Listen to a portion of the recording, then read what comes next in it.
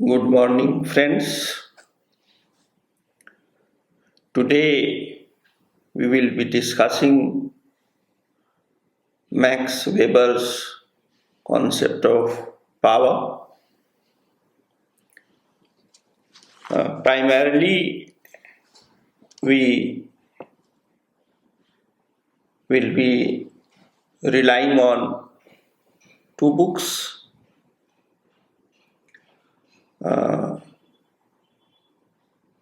From Max Weber, edited by Garth and Mills, and second, we will also take help of Weber's Protestant ethic and the spirit of capitalism. Before we discuss the concept of power in Max Weber, let me introduce two recent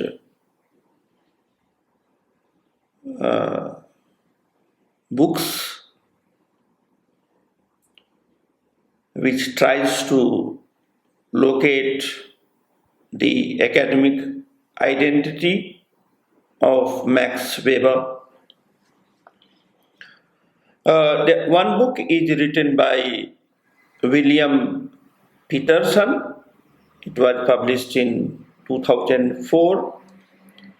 The title is Against the Stream. Second book is by Peter Burke. It was published in 1992, and the title is History and Social Theory. In both the books, we have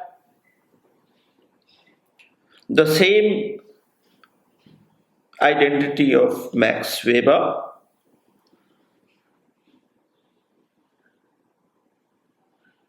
and their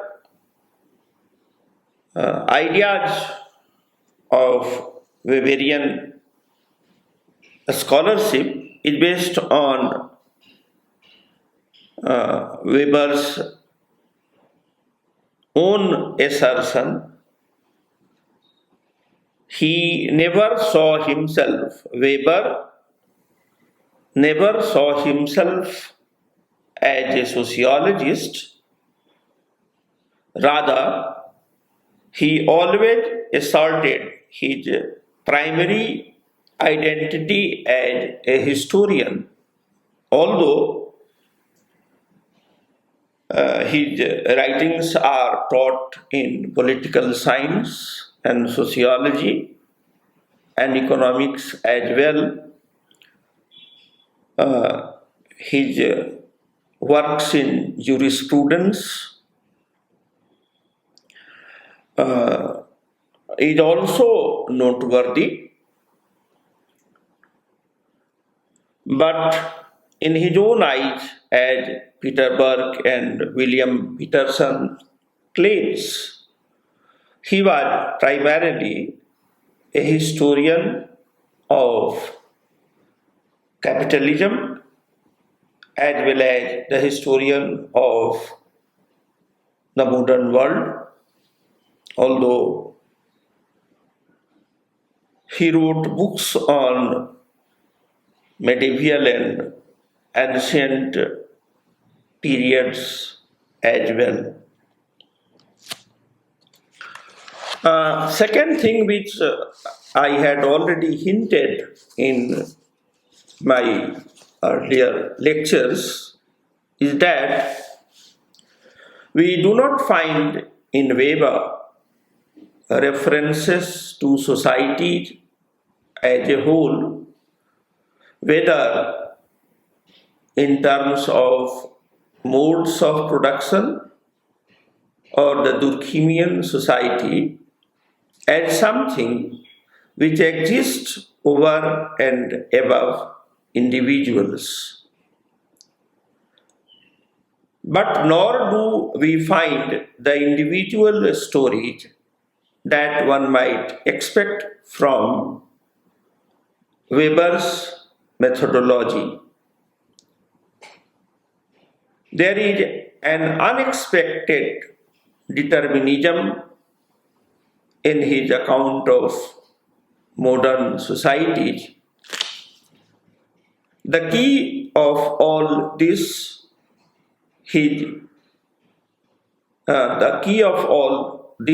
is his notion of rationality, which brings together the merit of individual actions into recognizable patterns and also makes sense, at least, of modern history as a process of rationalization.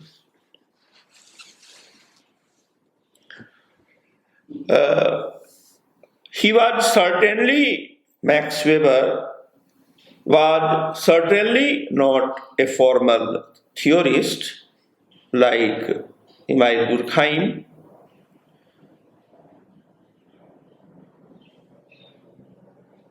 or Karl Marx. But it cannot be denied that he was a great substantive theorist in sociology of law, sociology of economic life, political sociology, as well as sociology of religion. According to Talcott Parsons, the main translator and interpreter of Max Weber until 1951, Weber is not trying to provide an economic theory in his book, The Theory of Social and Economic Organization, originally published in German in 1922 and translated into 1947. Talcott Parsons is writing in the introduction of this book, which he himself translated, The Theory of Social and Economic Organization. And as you know, both Garth and Mills are American sociologists, although they differ from Talcott Parsons, particularly C. Wright Mills, but it cannot be denied that the translation project of the book, which is translated and compiled and edited by Garth and Mills, was sponsored by Talcott Parsons. Therefore, Talcott Parsons emerged as the chief interpreter or the authoritative interpreter of Max Weber in the English-speaking world until 1951. This book was translated by Talcott Parsons in 1947. Earlier, he had already translated and published The Protestant Ethic and the Spirit of Capitalism into the English language. Okay, now as Parsons is claiming in this book, the theory of social and economic organization, Weber is not trying to provide an economic theory, rather, Weber is trying to do something which modern economists generally do not do, that is, offer a theory of the institutions that are involved in the capitalist economy. Weber assumes first that social structures are inherently unstable and variable, and second, that the rationalization and the dominance of the capitalist spirit are an ongoing process. In other words, capitalist spirit is an attitude to life which sees the accumulation of capital. What is capital? Surplus money for investment in the market or production of a new product. Therefore, uh, let us repeat. According to Max Weber, capitalist spirit is an attitude to life which sees the accumulation of capital in a rational and systematic way as the most important value around which daily life should be systematically organized at the expense of pleasure and relaxation. I will repeat again because this is terribly important to understand Max Weber's sociology of power. Capitalist spirit is an attitude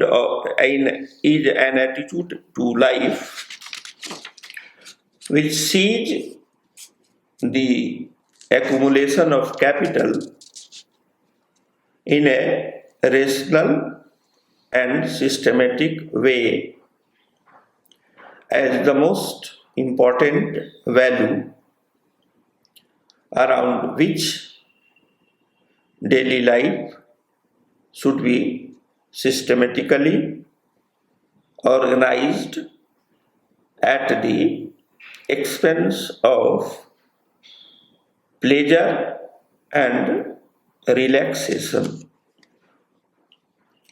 Weber calls uh, this worldly asceticism. This worldly asceticism primarily an attitude represented by John Calvin's version of Protestant Reformation of the Christian Church in Europe and their colonies, which are usually referred as the New World. This is the first point to understand the Weberian concept of power, and I have titled this as point A. Now, point B, according to Max Weber, this worldly asceticism is the first salient feature of European modernity, which promotes the capitalist spirit.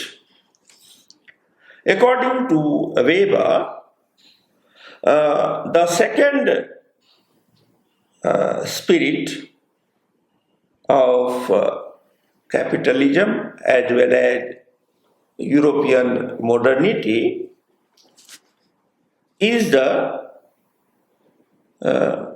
institutionalized concept of money and market.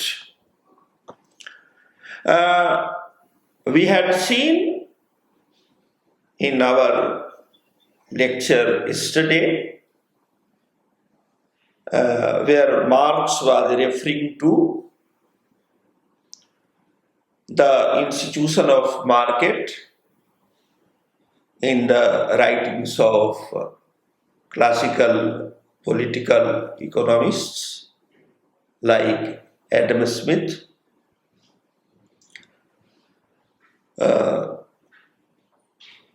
Marx was already dead in 1883, and Weber was writing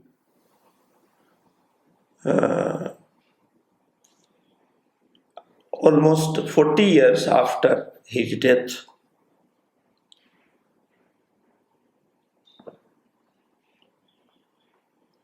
At least the English translations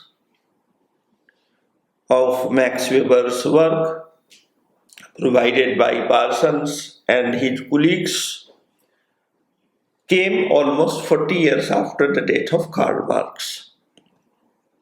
Therefore, Weber did not bother to give his own account of the institution of market,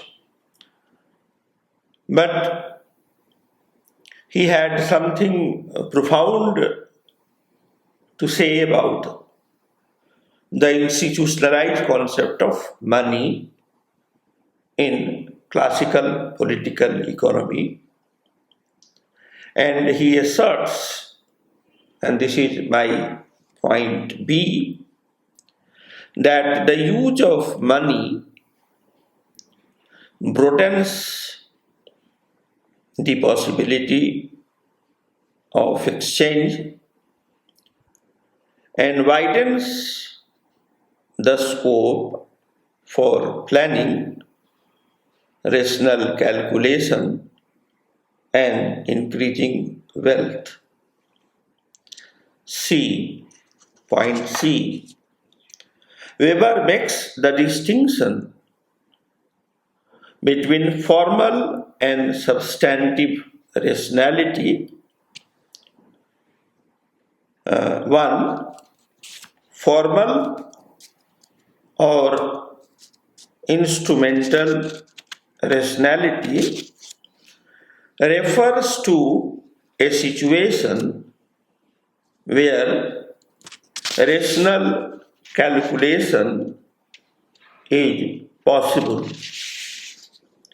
It refers only to calculability of the most efficient means to accumulate the capital or profit as an end, means and end. Number two, substantive rationality refers to a situation where a group is provided goods which meets its needs. In this type of rationality, absolute values enter in. Weber says that substantive rationality cannot be understood simply in terms of rational calculation. Rather, it concerns the things we value. In other words, formal or instrumental rationality is restricted to choosing the most efficient means to satisfy the end of accumulating capital or profit or wealth as the ultimate value. On the other hand, substantive rationality is that rationality where people try to choose the most rational end or the most rational value of their life. And according to Max Weber, it is very difficult to study substantive rationality. Therefore, we should not try to do the impossible.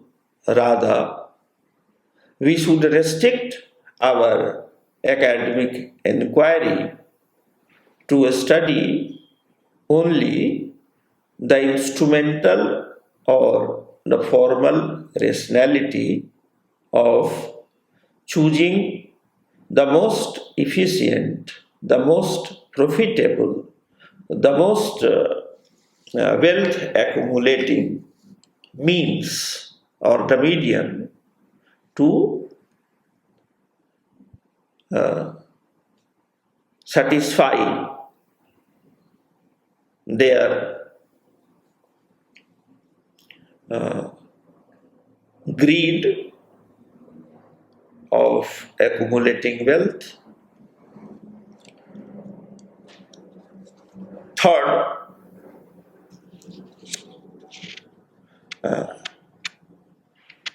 Weber said that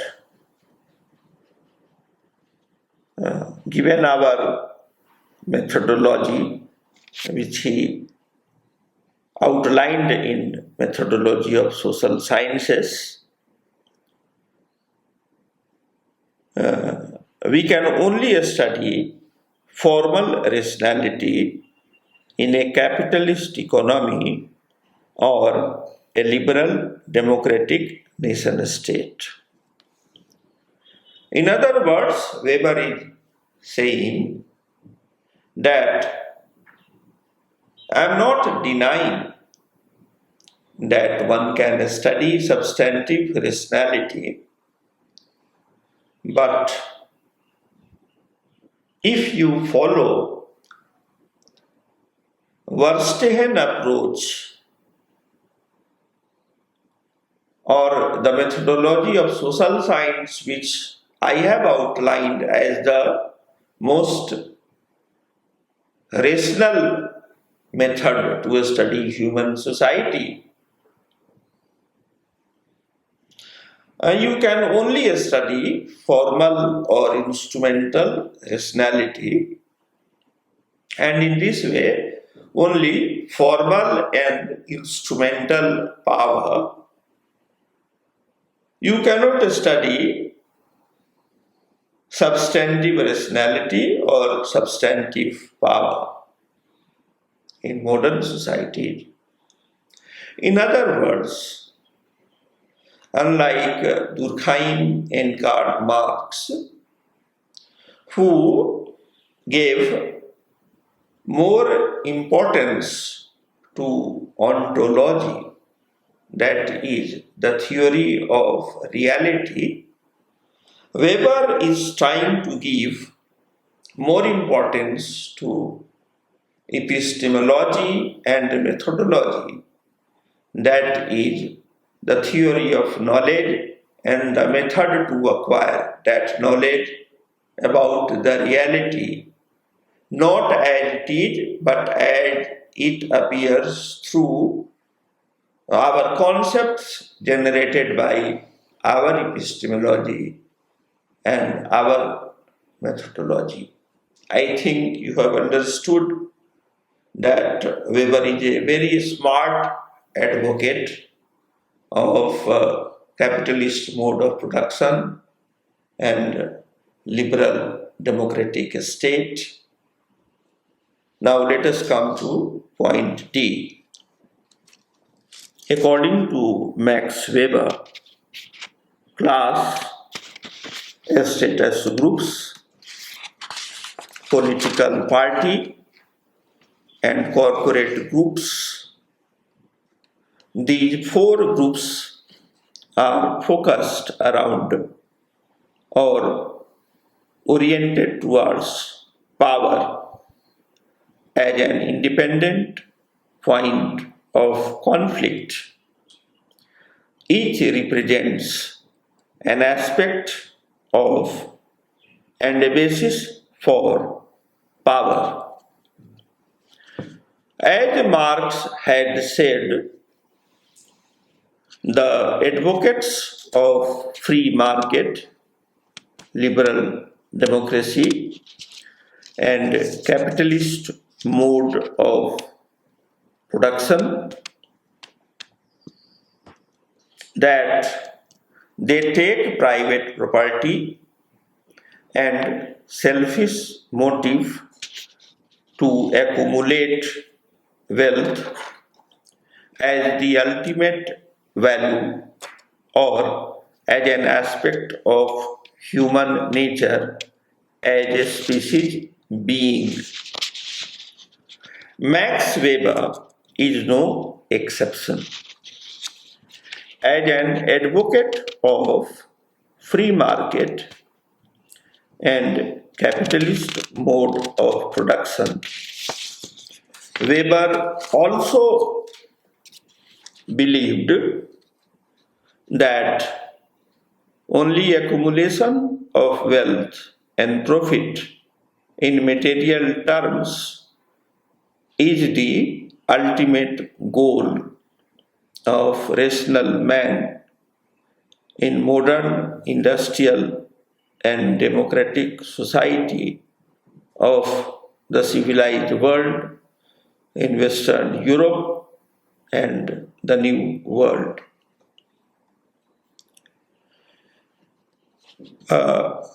In case you understand the Weberian concept I just outlined, it is clear that it is not Marx who can be said as a materialist. Rather, it is Max Weber and people like who are materialists, and Marx is just trying to provide an academic understanding of the materialist dominance in human history. In Protestant ethic and the spirit of capitalism, Weber had already transformed the traditional European, that is Catholic European concept of time and worship in the profane concept of money and factory work by quoting the Calvinist theologian of United States of America, Benjamin Franklin, quotes Benjamin Franklin that time is money, and second, work is worship. In the same spirit, Weber transformed the traditional Catholic concept of space as sacred into the profane concept of city space in his book, The City.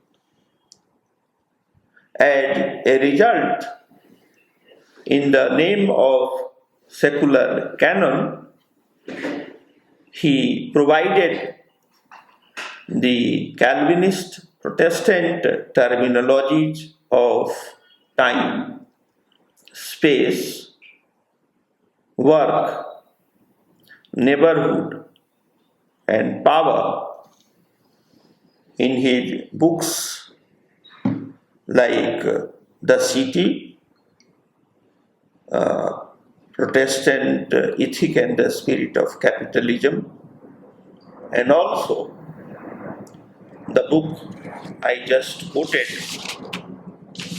Economic and the Theory of Social and Economic Organization, as well as his magnum opus, Economy and Society.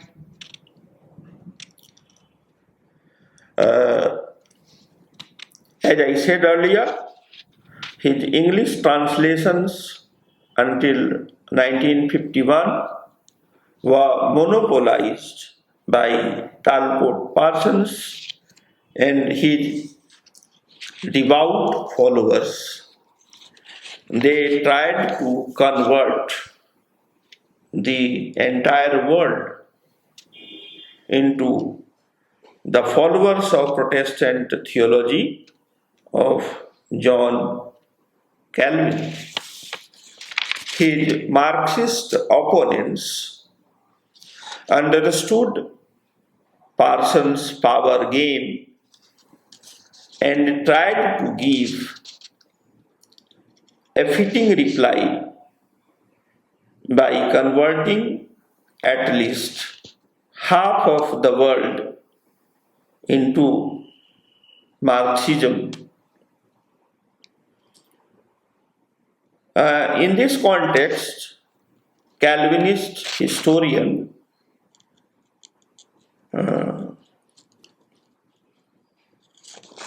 Arnold Toynbee is right in claiming that Marxism is a new religion, at least after the Second World War, which is a new synthesis of secular Judaism. Judaism is the religion of the Jews. I am repeating, Protestant or Calvinist historian Arnold Toynbee is right in claiming that Marxism is a new religion,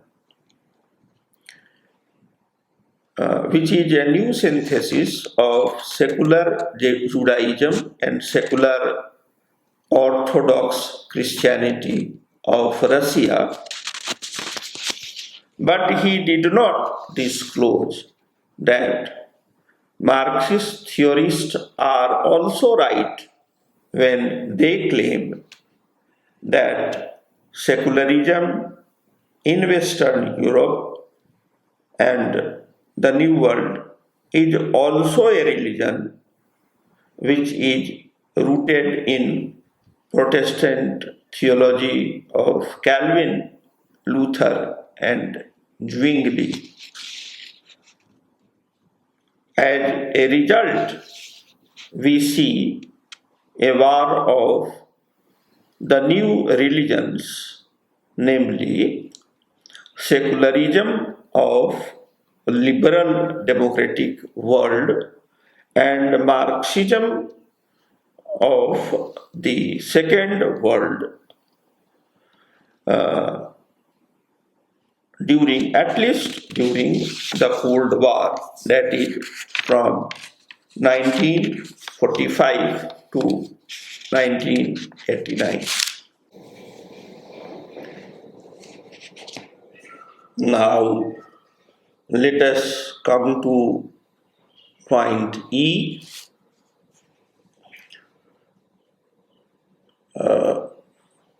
Max Weber has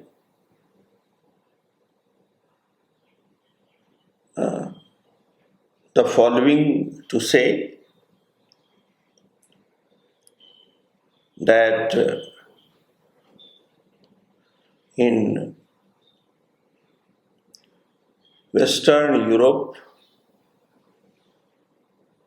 and the New World, there are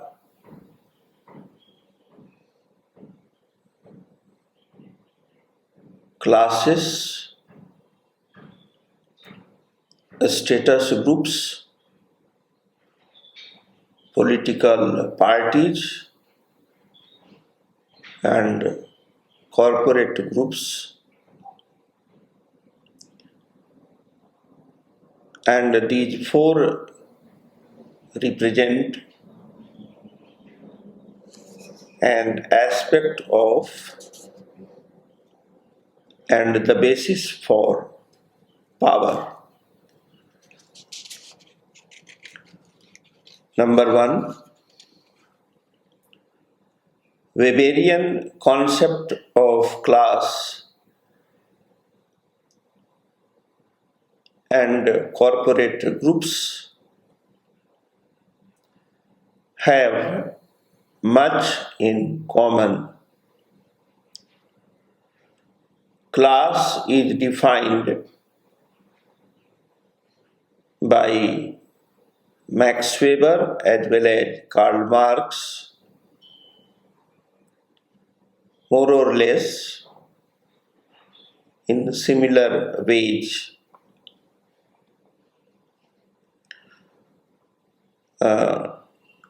Both define caste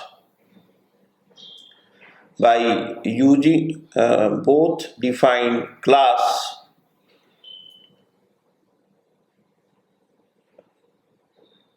by using the same criteria of ownership of property.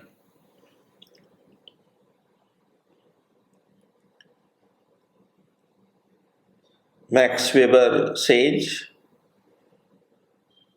class is defined by ownership of property in particular and means of production in general.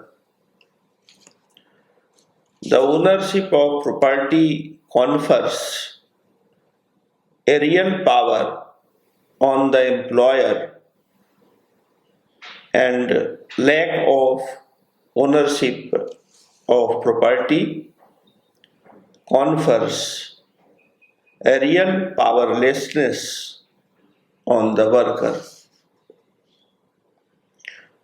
Worker is compelled to work.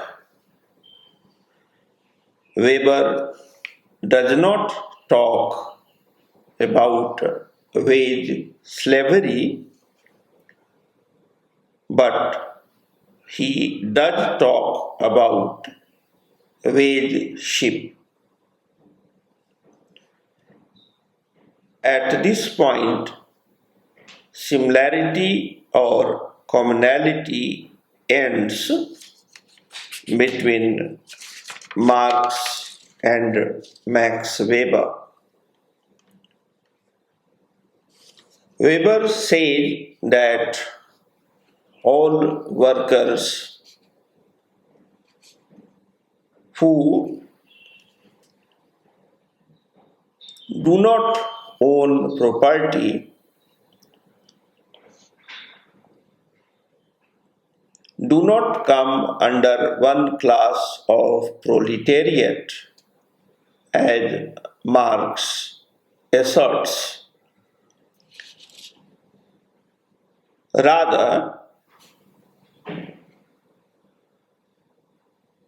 they, that is, workers who do not own property,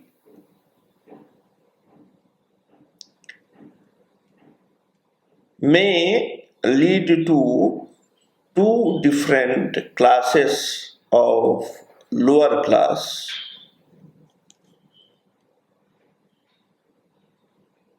of workers as well as the middle class of workers.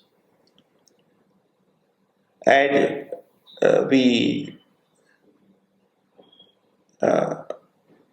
understand the Weberian criteria to define social class. In contrast to the economic class of Karl Marx, we come to at least 4 or 5 social classes, whereas in the writings of Marx, there is only 3 economic class: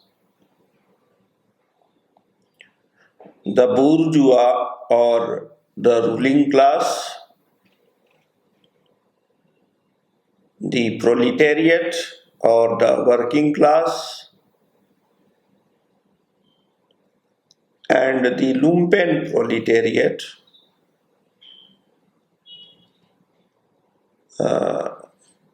which is some sort of intermediary class between the working labor class and the bourgeois ruling class. Weber refined his concept of class in terms of a group of people who shared the same typical chains for supply of goods, external living conditions, and personal life experiences, insofar as this chance is determined by the power to dispose of goods or skills for the sake of income in a given economic order. Class situation is, according to Weber, ultimately market situation. This is from the book Theory of Social and Economic Organization, published in 1922, translated in 1947, primarily pages 181 and 82.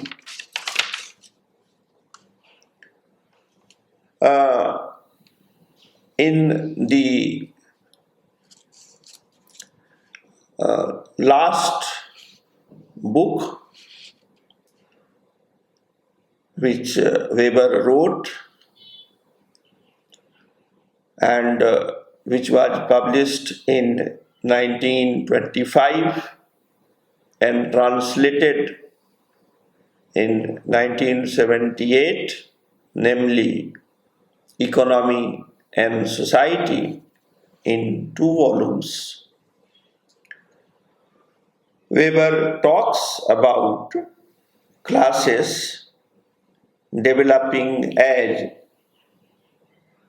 solidary or solidary as opposed to associative organizations, which is closer to the way Marx saw the working class, if not the other classes, as a community.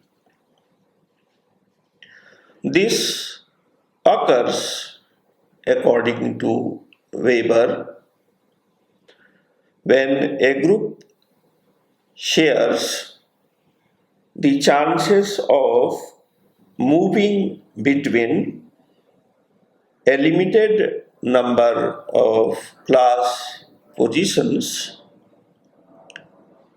but moving into a wider range of positions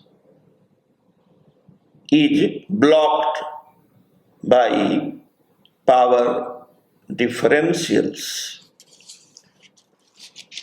Weber saw the first decade of 20th century, the working class, the petty bourgeoisie, the intelligentsia, and a specialist, and classes privileged by property and education.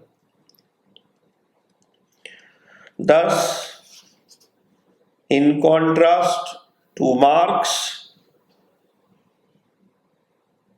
who said that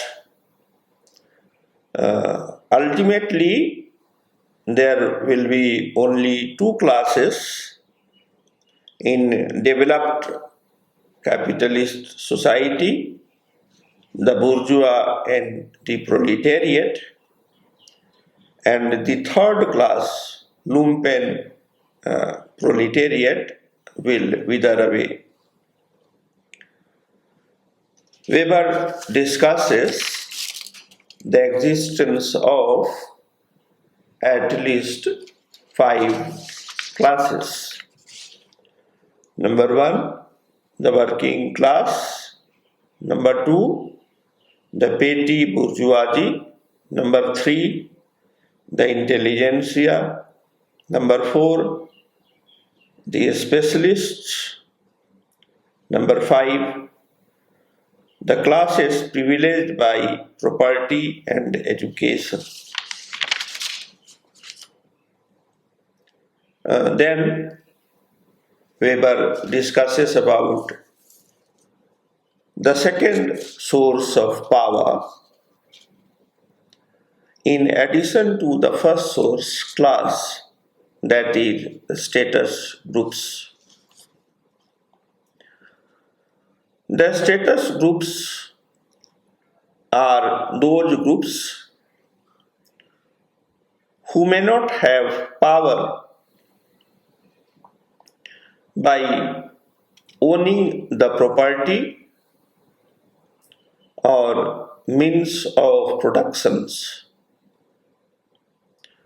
Rather, these groups have a status or social honor.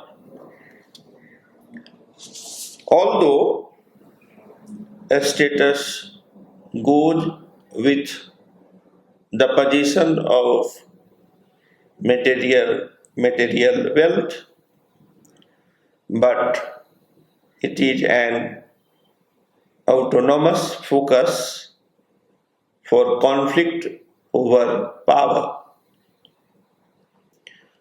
A status situation refers to that part of a person's life, chances,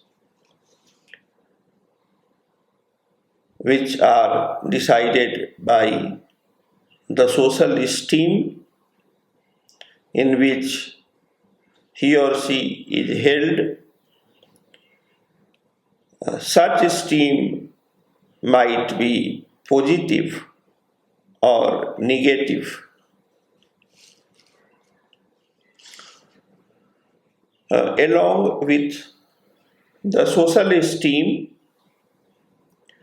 in a status group, a specific lifestyle and restrictions on social contract is also found.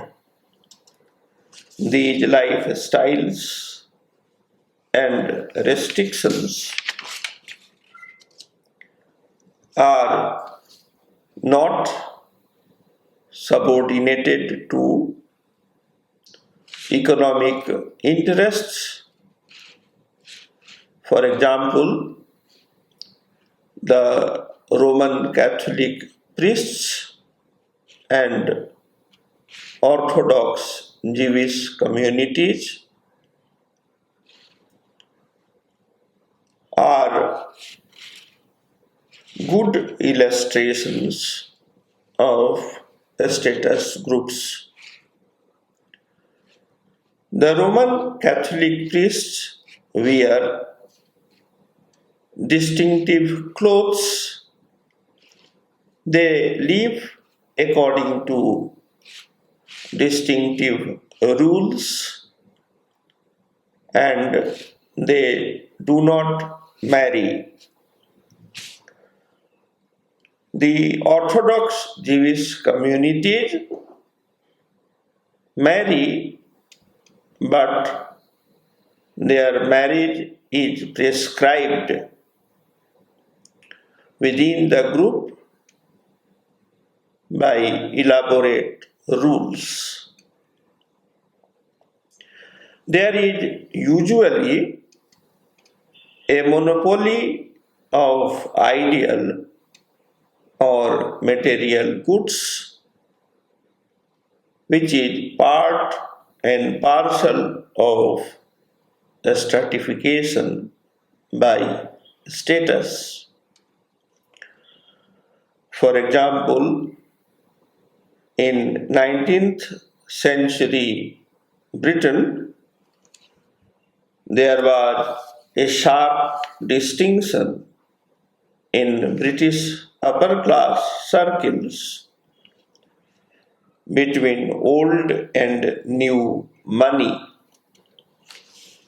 The impoverished aristocrat of a renowned and once powerful family might receive much more esteem and respect than the newly rich industrialist.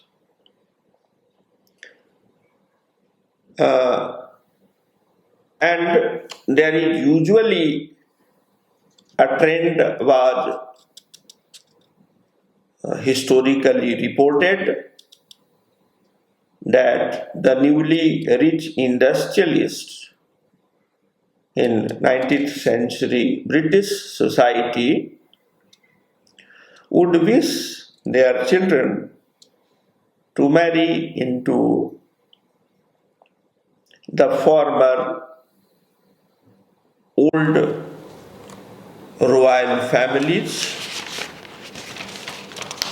who may be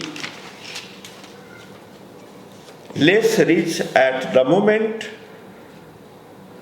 but once they were powerful and renowned. According to Max Weber, the neo-rich may have more power, but the old rich may have more status, both in the society as well as in the market. And although the powerful new rich people tried to gain more status by marrying their children, in the older group, which had both power and status once upon a time, but now they have less power but more status. Weber says that it usually did not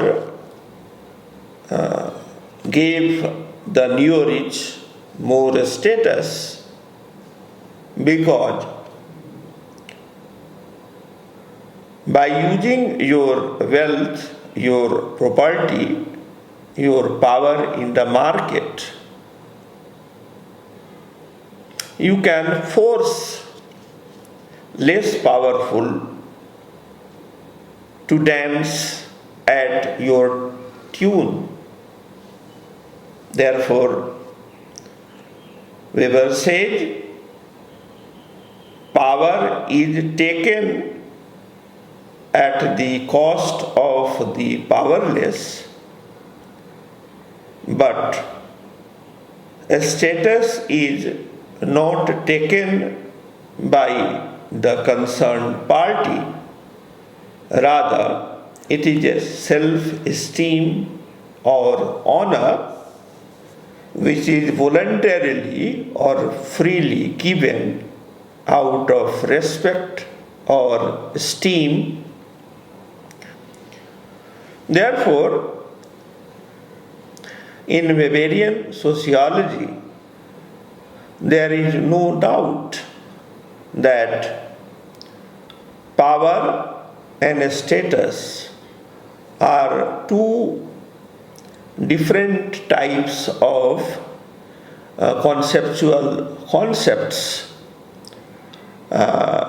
which are attached with the neo-rich and the old rich, and both the status and power can be summarized in two ways. Number one, the power is invested in the market as well as in the society, primarily by those who own the property or wealth or means of production. Weber calls them corporate groups, and these corporate groups have the ultimate power in the market, and to a large extent they share the power in the political domain of society as well, with another group of people who control the political parties in that society. Therefore, according to Max Weber, there are four sources of power. One is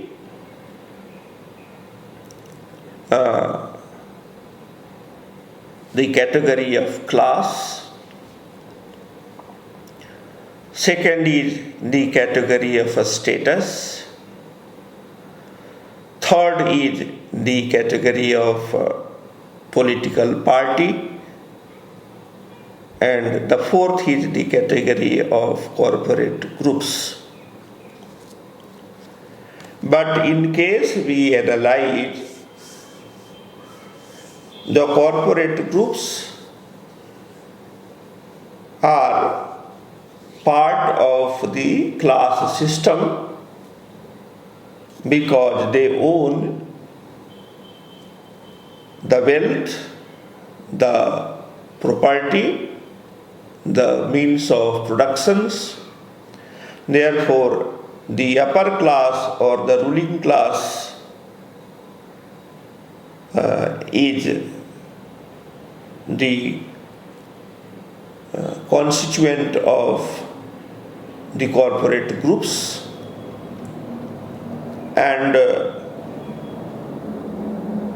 the status groups represent the old aristocracy or the religious priestly class. It may also include people of intelligentsia and specialists who may get less salary or who may have less income than the bourgeoisie or the ruling class, but who may have more status or a higher status in contrast to the corporate groups or the rich bourgeoisie. So far as political parties are concerned, usually political parties like the social classes in the market are an independent variable of power and status. Usually, the ruling party of a nation state has more power, but the opposition parties also have their own style of power.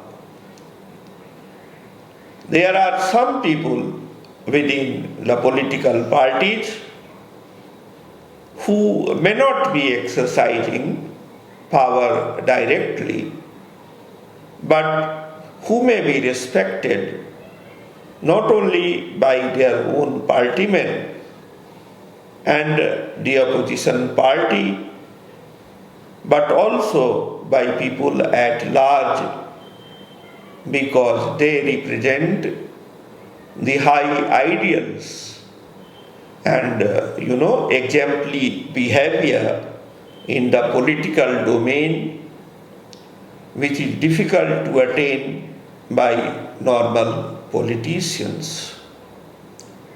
We end here today, and in the next class we will deal with the three concepts of power, domination and authority, and the three types of authority: the traditional authority, the rational legal authority, and the charismatic authority. Thank you for today.